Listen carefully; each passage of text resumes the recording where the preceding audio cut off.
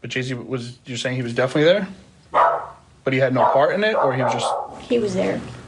He was just there, but he didn't have anything to do with any sexual acts towards you. It was strictly, yeah.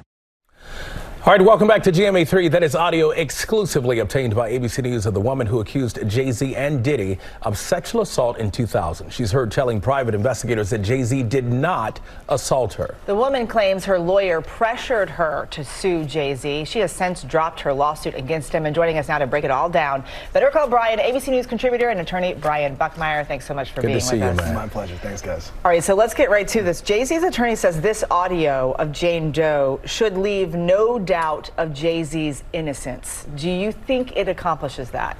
I think it comes very close to that. I respect Spiro, Jay-Z's attorney, but I think if anything, it leaves more questions because you have this audio, which we just heard, where it seems to clearly state that she's saying that Jay-Z was there but did not participate in the alleged sexual acts. But then you also have audio from Tony Busby coming out saying that she was pressured and that she didn't say anything remotely close to what we heard, and that it was taken out, and even if it was taken out of context. What it tells me is that someone is lying, and at the end of the day, we're going to have to figure out who that is, and I think it's going to come down to some form of direct examination and cross-examination, some form of a trial to get to the bottom of this. At the very least, I think it's going to make it very difficult for Tony Busby to prevail in a defamation case. I think Jay-Z has a stronger claim here. All right, so she, as in Jane Doe, she dropped her lawsuit, but she still stands by her claims. Now Jay-Z is suing her and her attorney for defamation. We want to point out that Jane Doe and her attorney denied defamation against Jay-Z. So what is Jay-Z looking to gain here? Reputation. I think Alex Spiro, his attorney, has said it in an interview with Aaron Katersky that while the lawsuit is dropped, no one is coming after Jay-Z for sexual assault cases. Most people, even if I was her attorney, I'd say, why are you doing this? There's no lawsuit against you. Why would you spend the money, take the time? But I think if you're Jay-Z, reputation's a big thing for him. It goes into his livelihood, it goes into his reputation for his children, him as a father, as an artist. And so for him, he has the time and the money to say, I'm going to punch back. You came after me with what he believes to be lies and allegations of sexual assault, things that can damage a person's reputation for many, many years, if not forever. And I think he's pushing back in a way to try to clear his name and show that this was a malicious attack on his character and it's unfounded. You mentioned that audio that Tony Busby released. We have that audio. Let's take a listen to it right now. They say that they have you on tape denying that Jay-Z assaulted you. Is that true? No. I don't. I've never said that. Okay. They also say that you told them, and they have it on tape, that I, Tony Busby, told you to came up with this plan and told you to say that Jay-Z assaulted you so you would get more money. No.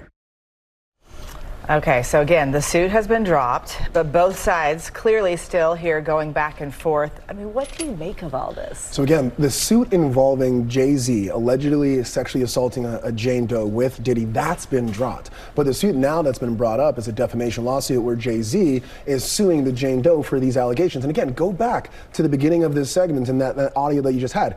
Both of those things can't be true at the same time. Both of those are audios. We can all hear what we heard, but those two statements can't be true at the same time. And so I think for Jay-Z, it's about trying to clear his name absolutely, set the record straight. And I think it's not only arguing the court of law, but also the court of public opinion. Because I think in large part, we never saw a jury assemble. We never saw motions or arguments or depositions. But lo and behold, that Jane Doe's case was dismissed. I think a lot because of just public opinion and the pressure that Jay-Z's attorney put on this case. And so I think the defamation lawsuit and the release of audio is a similar playbook that has been successful for Jay-Z to put public pressure on this individual to kind of push them into this is defamation and then go solve it in court. Well, there's a lot of other cases. One of the newest ones involves NFL star Odell Beckham Jr. and comedian Drewski.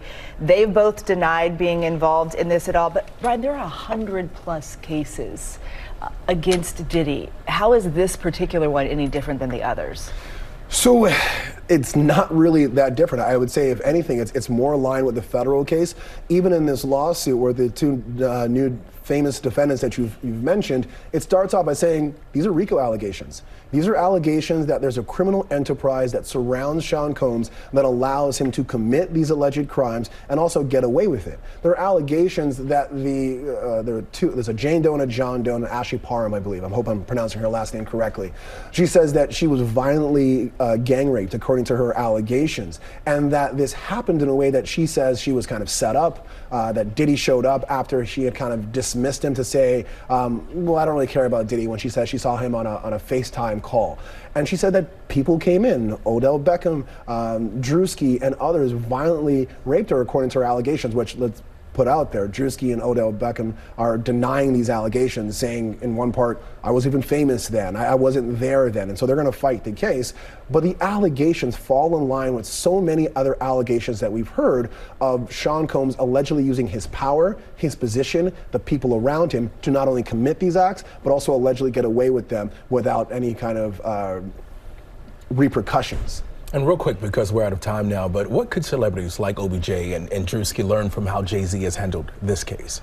I think the easy one is probably going to be, and I don't mean to make this a commercial, hire Alex Spiro. I mean, they're going to probably look at that and say he did a good job of having a tactic where you use an offense as a good form of defense to try to poke holes in allegations, and also in some ways attack the credibility of the Jane Doe or individuals who's coming against you. I think we're going to see a lot more of that in these coming cases for both Sean Combs and any other celebrity who is named, where they're going to go with the option of using offense as a good form of defense to try to poke holes and just discredit individuals making these allegations.